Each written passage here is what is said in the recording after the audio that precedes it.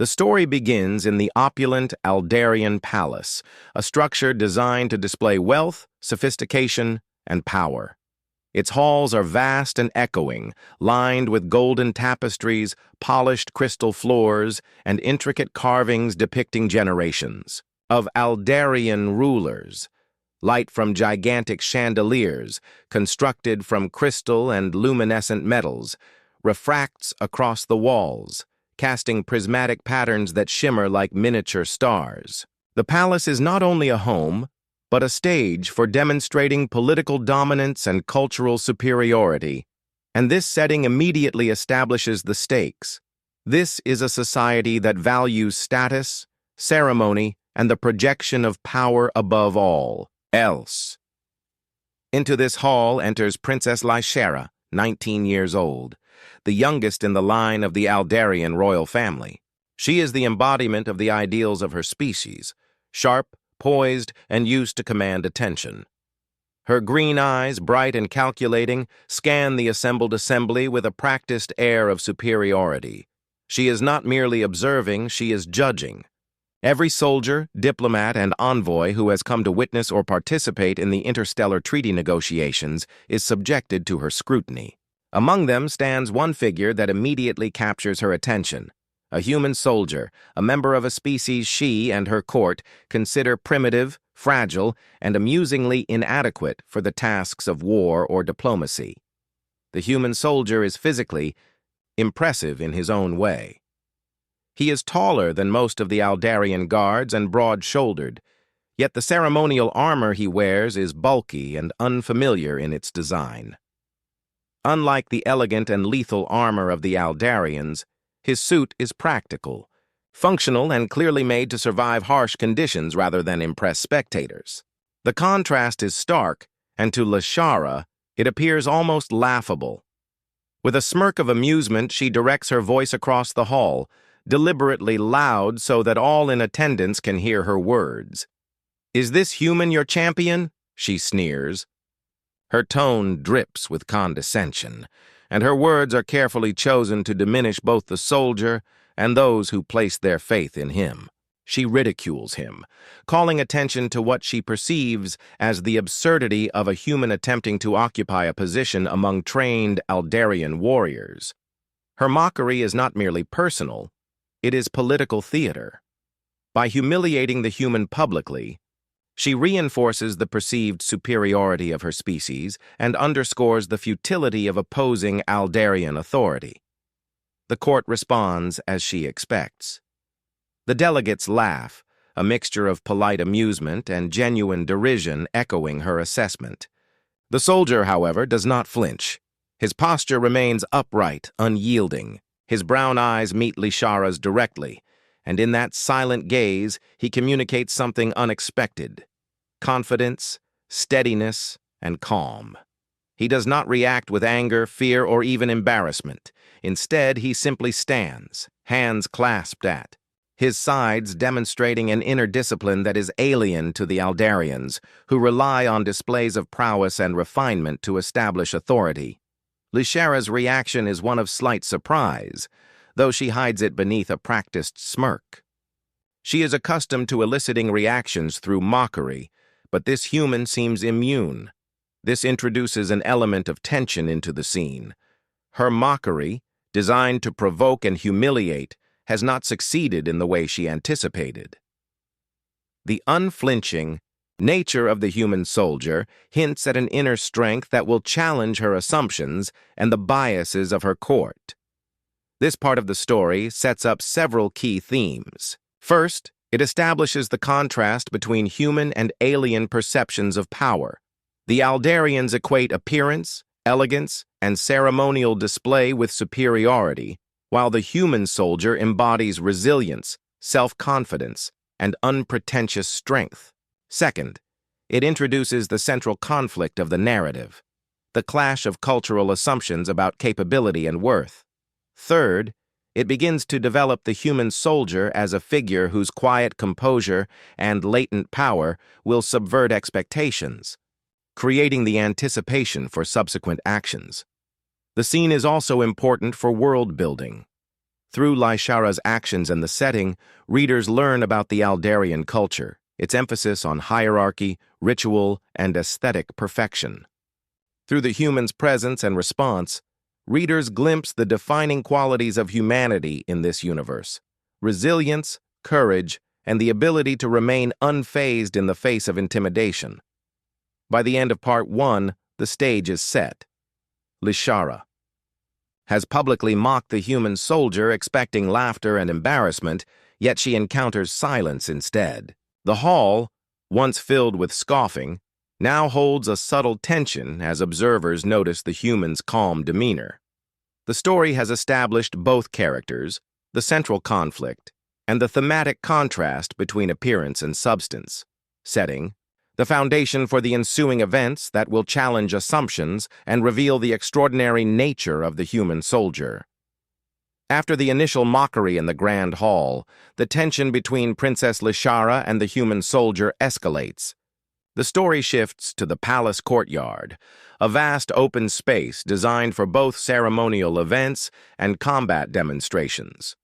This courtyard is a carefully curated arena, combining alien architectural elegance with functionality: polished stone, floors etched with glowing runes, hovering platforms that allow observers to view the action from every angle, and towering walls embedded with reflective alloys that amplify light and sound.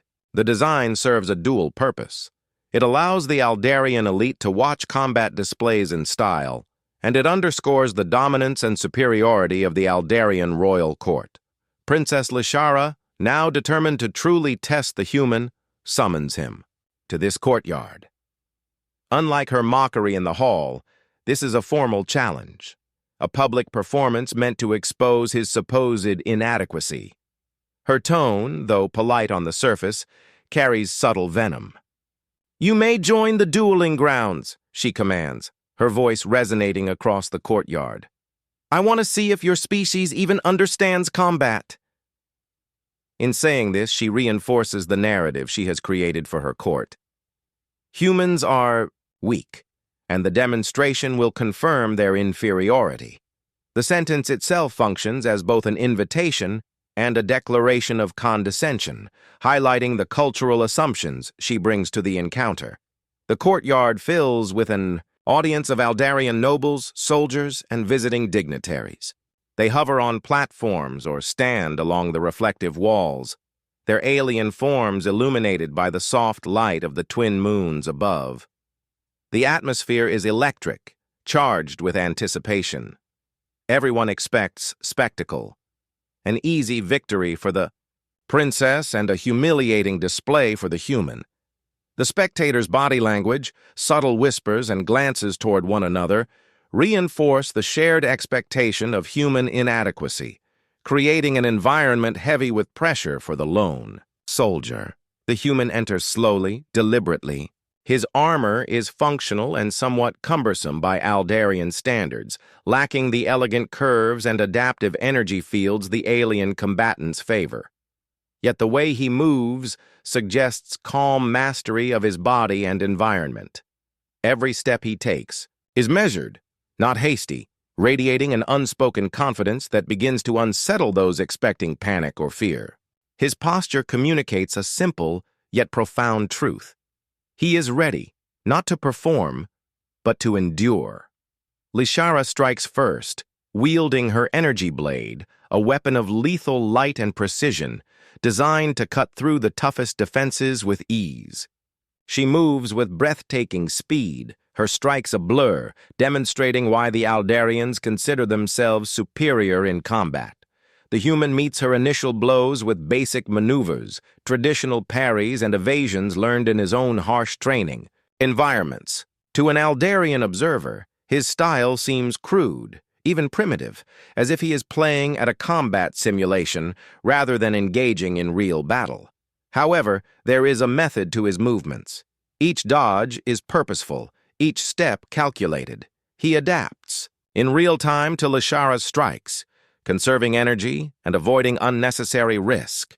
Though he may lack the alien refinement in style, his effectiveness is undeniable. The audience initially interprets his movements as weakness, but subtle hesitation in their assessment begins to creep in. After several minutes of this ritualized sparring, Lishara pauses, breathing slightly heavier, her confidence intact but tinged with curiosity. She smirks and speaks, attempting to provoke the human further. "Pathetic. You hide behind your armor like a child clinging to a blanket. Come now, show me your true self." The words are a direct challenge, questioning both his courage and the notion that humanity can survive without external protection. The human responds not with words, but with deliberate action. He slowly removes his gauntlets, the metallic plates, sliding from his arms, revealing skin hardened by training and battle. Then, almost ceremoniously, he removes his chest plate. The movement is calm, deliberate, and intentional, demanding attention. The audience gasps, not out of fear, but at the audacity of a human willing to stand exposed in front of such a formidable alien warrior. This moment is critical. It represents a turning point in the narrative. The human shifts the battle from physical confrontation to psychological demonstration. He does not need to fight with weapons. By revealing himself, he communicates confidence, resilience, and fearlessness. In the context of HFY storytelling, this scene highlights humanity's unique traits, the ability to endure, to adapt, and to command respect without relying on superior technology or style. Of the story, titled The Reveal, is the pivotal moment where the human soldier's true strength and resilience are unveiled, not through flashy combat, but through presence, experience, and the raw proof of survival.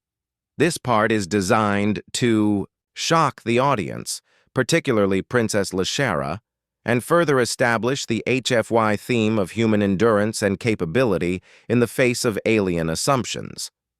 After the tension-filled challenge of Part 2, the human soldier slowly removes his armor, piece by piece until he stands bare-chested before the princess and the assembled court. This act is deliberate, ceremonial almost, but its impact is immediate and profound. The courtyard, previously alive with whispers of mockery and expectation, falls silent. Every eye is fixed on him, their focus sharpened by a mixture of curiosity, disbelief, and growing awe. The human's body, honed through battles across worlds and climates alien to the Aldarians, is not just muscular. It is a canvas of experience, resilience, and endurance. The soldier's skin is marked with scars. Some are thin and pale, remnants of small skirmishes, while others are deep and dark, evidence of near-death encounters in unforgiving environments. Each scar tells a story, each one a testament to survival. Unlike the Aldarians, whose culture emphasizes perfection, ceremonial precision, and polished appearance, humans wear their history on their bodies. Here lies the first shock.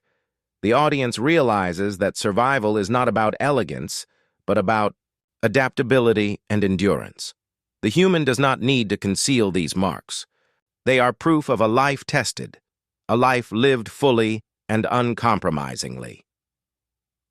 Princess Lishara, who had approached the duel with condescension and amusement, feels her smirk falter. She is trained to command, to intimidate, and to assess threats in terms of strength, strategy, and appearance. Yet here stands a human who defies all her expectations. His bare chest, his scars, and his composed demeanor communicate an unspoken challenge. I have faced worse than you, and I am still standing. The psychology of combat shifts.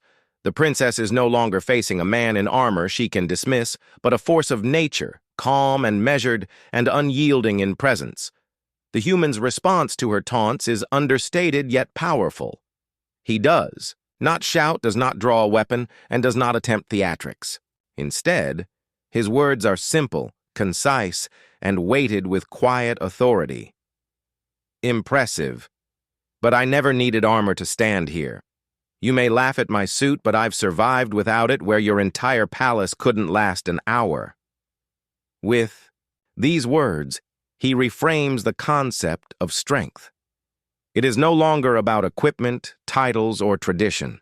It is about experience, endurance, and the ability to persevere under impossible circumstances. This moment also emphasizes the difference between human and Aldarian culture. The Aldarians rely on advanced weapons, ritualized combat techniques, and aesthetic precision. Their society equates status with display. Humans, in contrast, derive strength from practicality, adaptability, and resilience. Where the Aldarians focus on perfection, the human soldier embodies functionality.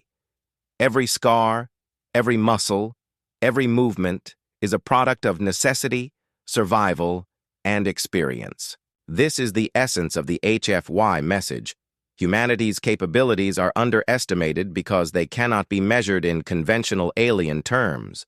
The crowd, initially anticipating comedy or humiliation, now experiences a cognitive shift. Murmurs ripple through the spectators as they begin to reassess the human significance. Whispers of awe and uncertainty replace laughter. For the first time, the human commands the room not through weapons, but through presence alone. His calm, measured steps and the visible proof of his battles speak louder than any energy blade or ceremonial display could. For Princess Lishara, this moment is transformative. Her mockery, which she believed would assert dominance, has failed spectacularly. Instead, she confronts something alien not in appearance but in essence, a species that survives, thrives, and commands respect without ostentation. Her pride is challenged. Her assumptions about human weakness crumble under the undeniable evidence before her. Part 3, therefore, functions on multiple levels. Narratively, it is the turning point where human capability is fully revealed. Psychologically, it forces both the princess and the audience to confront the limits of their understanding. Thematically, it underscores the HFY ideal. Humanity's true power lies not in technology, elegance, or societal approval, but in resilience, courage, and the ability to endure trials that would break others. The story leaves this section on a moment of tension and awe. Lishara and the court are silent, stunned into reflection. The human soldier does not gloat. He simply stands, his presence a quiet but undeniable assertion of human supremacy in ways alien societies cannot initially comprehend. The reveal is not just physical, it is existential, reshaping perceptions and setting the stage for the subsequent lessons that the princess and the audience will learn in the story's climax. The lesson is the narrative's emotional and thematic turning point. After the human soldier has revealed his bare-chested resilience and the stories etched in his scars, the focus shifts from mere spectacle to the profound impact his presence has on Princess Lishara, the Aldarian court, and the audience at large. This section emphasizes the HFY theme. Humans possess an intrinsic strength and moral clarity that transcends alien expectations of power, status, and performance. The courtyard, once filled with anticipation, judgment, and mockery, is now quiet, charged with an unfamiliar tension. The human soldier, standing bare and calm, has disrupted the social and psychological norms of the Aldarian court. Their laughter has vanished, replaced by whispers of disbelief. The nobles and warriors, accustomed to assessing threats by appearance, technique, or ceremony, find themselves unable to categorize him. His confidence is neither arrogant nor performative. It is unshakable, grounded in lived experience and survival. The realization spreads slowly among the audience. Humans are unpredictable, resilient, and astonishingly capable in ways that cannot be measured by conventional Aldarian standards. Princess Lishara's response is the core of this part. She had approached the duel and mockery with a sense of certainty. To her, humans were fragile, untrained, and amusing. She expected them to react with fear, hesitation, or at best, clumsy skill. Yet the humans' composure and bravery have shattered. that assumption. Her pride and cultural conditioning collide with the stark reality of human capability. She cannot dismiss him with words, humor, or expectation. The human soldier stands beyond her frame of reference. The story uses this psychological disruption to highlight the HFY theme. Human strength is often underestimated because it does not conform to alien norms or aesthetics. The soldier's behavior reinforces this lesson. He does not boast about his scars or his battles, nor does he raise his voice to assert dominance. Instead, he delivers a calm, measured statement. I do not fight for display. I fight because it is necessary. Armor or no armor, blade or bare. Hands. We endure, adapt, and survive. These words crystallize the philosophy of humanity in a single, understated declaration. Unlike the Aldarians, who equate power with spectacle, humans demonstrate strength through action, resilience, and moral resolve. His words are simple, but their weight is immense. They reveal a worldview entirely foreign to the princess and her court.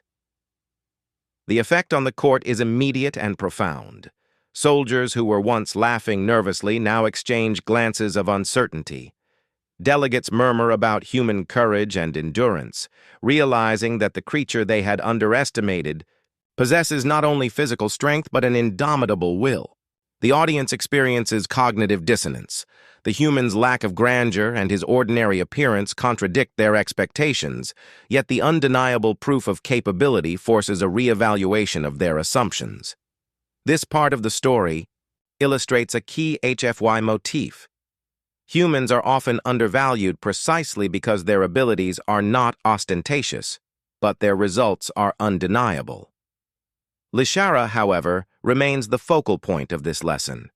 The princess's internal struggle is depicted subtly, yet vividly. Pride and tradition wrestle with the awe she feels at the human's display of resilience. She is forced to recognize that status, wealth, ceremonial weapons, and aesthetic perfection do not guarantee superiority. Strength comes from courage, experience, and the ability to endure hardship without complaint. The lesson is as much philosophical as it is physical. Respect is earned not through heritage or title, but through action, character, and results. This moment also underscores the narrative's tension between expectation and reality. The Aldarian. Court had anticipated humiliation, entertainment, and affirmation of their superiority. Instead, they witnessed something transformative, a species that embodies qualities they cannot fully understand or replicate. The human soldier's calm demeanor, bare-chested display of scars, and succinct philosophy challenge centuries of assumptions, forcing a re-evaluation of cultural prejudices and societal hierarchies. In essence, Part 4 functions as the story's thematic fulcrum. It transforms a duel into a lesson in humility and perception. The princess's mockery, the soldier's calm response, and the audience's shifting reaction all converge to illustrate a universal HFY message. Human resilience, adaptability, and moral clarity surpass expectations, inspire awe, and leave indelible impressions.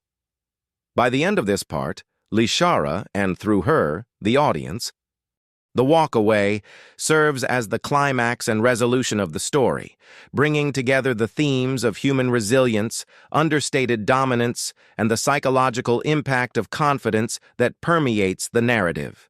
After the human soldier has revealed his bare strength, endured mockery without flinching, and imparted the profound lesson of human endurance to Princess Lishara and the Aldarian court, the final act demonstrates that true power does not always require combat or dramatic confrontation.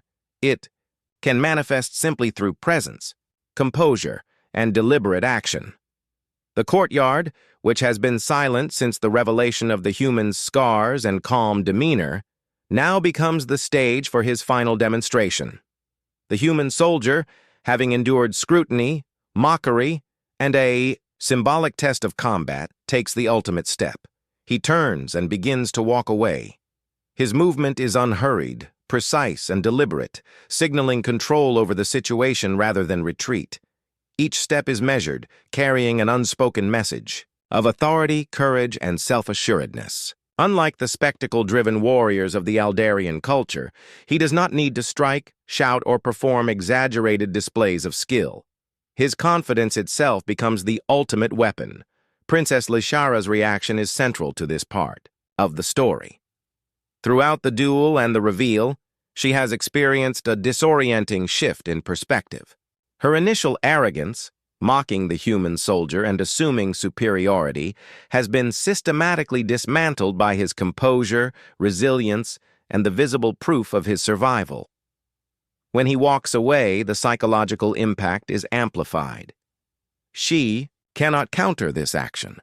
It is a demonstration of human agency that defies the expectation that dominance must be displayed through aggression. Her pride and preconceptions are confronted by the undeniable truth. Humans operate on a level that the Aldarians do not fully understand, and their strength is subtle, pervasive, and transformative. Lishara is left speechless, a reflection of her shock and newfound respect.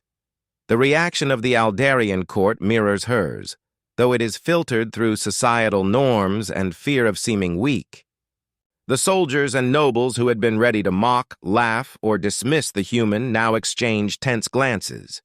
Whispers ripple through the audience, filled with awe, confusion, and grudging admiration. They have witnessed something extraordinary. A human who commands authority not through flamboyant weapons, ceremonial display, or technology, but through presence, composure, and an unwavering sense of self. For the first time, many of them reconsider what they had assumed about human vulnerability and limitations. The narrative choice to have the human walk away rather than engage further is deliberate. It emphasizes a critical HFY theme. True. Strength is not always performative.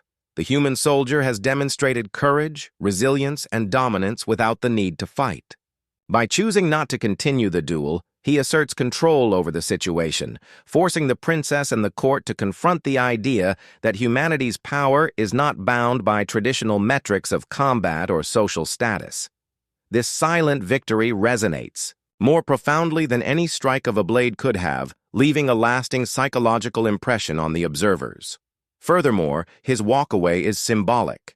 It represents the broader human principle of selective engagement. Humans choose their battles carefully, weighing risk, necessity, and morality. In contrast, the Aldarians had assumed that conflict was the only measure of superiority, and they had underestimated the strategic intelligence inherent in human behavior. This subtle, nonverbal lesson highlights not just physical resilience, but cognitive and strategic sophistication, qualities that define humanity's success across hostile environments and diverse challenges. The story closes with the princess, and the audience left to internalize the lesson.